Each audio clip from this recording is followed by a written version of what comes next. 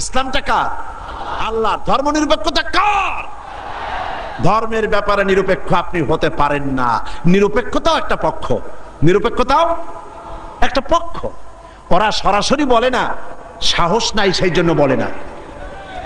কি বলে না? ঠিক তো আন্দাজে কইলেন, আগে না শুনবেন।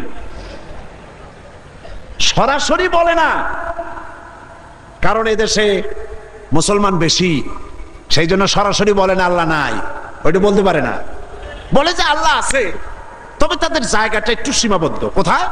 এই জাতীয় মসজিদ বাইতুল মুকাররম, তাও তার পাশে যে ফাউন্ডেশন আছে ও দূর আর যাবে না।